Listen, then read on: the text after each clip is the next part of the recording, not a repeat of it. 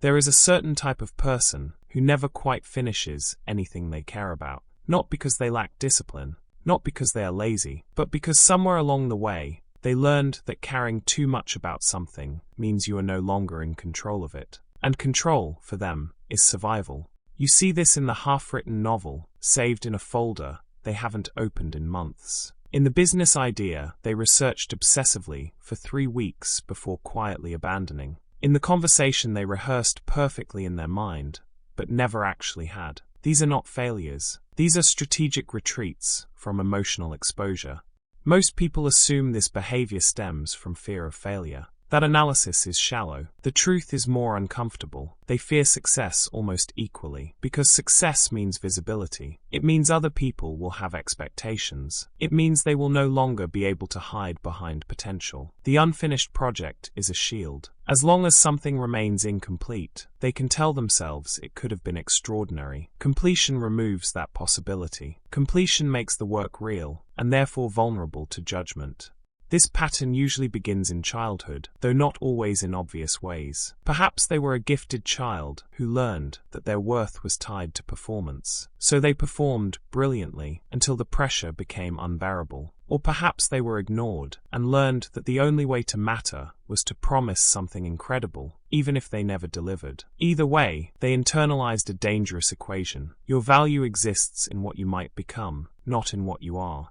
The average person does not live this way. The average person starts things carelessly and finishes them without overthinking. They post the mediocre photo, they send the imperfect message, they launch the flawed project, and somehow the world does not end. But for the person trapped in this cycle, mediocrity feels like death. If they are going to exist publicly, it must be flawless. And since flawlessness is impossible, they choose invisibility instead. What makes this psychology particularly isolating is that it looks, from the outside, like lack of ambition. Friends and family see someone with endless ideas and no follow-through. They offer advice about discipline and time management, not realizing that the problem is not organizational, it is existential. This person is not struggling to finish things. They are struggling to allow themselves to be seen as anything less than perfect.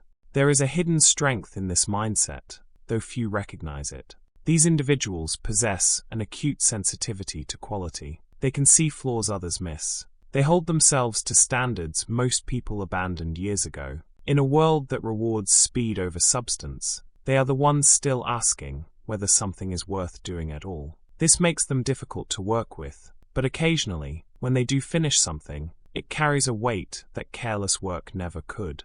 But the cost is severe.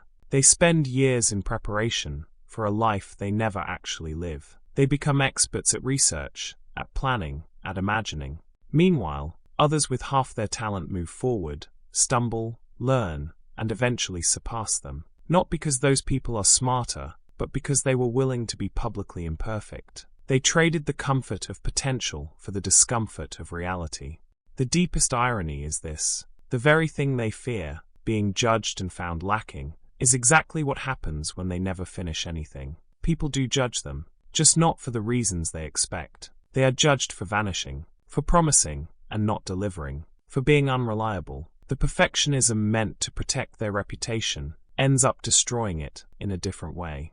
And yet, breaking this cycle is not about lowering standards. That advice misses the point entirely. This is not about learning to accept mediocrity. It is about separating self-worth from output. It is about understanding that completion is not the same as perfection, and that being seen, even imperfectly, is better than remaining invisible. Some people reading this will feel a sharp recognition, a quiet discomfort. They will remember the projects they abandoned, the conversations they avoided, the risks they did not take. They will recognize the pattern, perhaps for the first time with clarity. The question is not whether you are capable of finishing what you start. You are. The question is whether you are willing to exist in the world as something other than potential. Whether you can tolerate being known, not for what you might become, but for what you actually are, right now, flaws included. Because the world does not need more people with extraordinary ideas locked away in their minds. It needs people brave enough to make those ideas real, even if they emerge imperfect. So what are you protecting by leaving everything unfinished?